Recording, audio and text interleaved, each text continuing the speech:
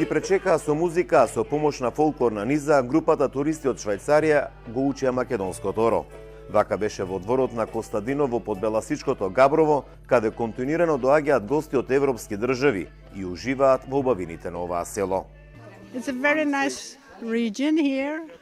Убав регион, многу зеленило, изобилство од овоши и зеленчук, прекрасна планина. Ке пренесам на моето семејство и пријателите и би сакала повторно да дојдеме овде. Во рестораните има македонски денови каде се готви исклучиво македонска храна. Доаѓа музика, има танчери и навистина сите уживаме.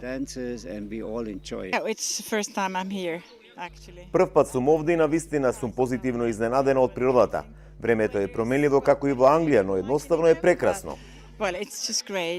Прошетка по водопадите на Беласица, посета на културно-историски споменици. Ова е дел од понудата за странските гости, кои најмногу уживаат во македонската традиционална храна. Најмногу тавче, гравче, ориз и супа. И подлучени пиперки. А од ова традиционалните рецепти? Баница, јас сега баница ке им правиме со коприви и со урда. Да видат ка се сука, ка се прави на селски начин. Подбеласичкиот регион има што да понуди, тврдаат туристичките водичи, кои мака мачат за да најдат сместување за повеќе гости во селото, бидејќи многу мал дел од населението издава соби. Доаѓаат и групи од по 40-50 луѓе, каде што нормално ограничени сме со ноќевањето и на жалост не можат да бидат сместени во селото. Ако повеќе семејства го следат примерот на Костадин, сигурно ќе има приходи и за нив многу поголеми.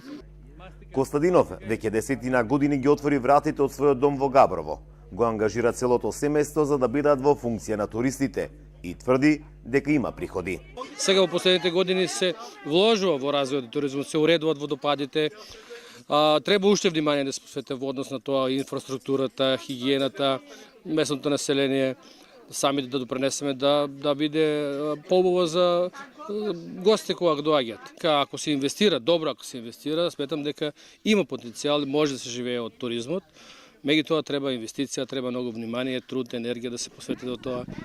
Надлежните со години се обидуваат да го развијат руралниот туризам во подбеласичките села. Кај местното население засега нема голем интерес, иако туристите бараат сместувања по селските куки и консумирање на македонска традиционална храна.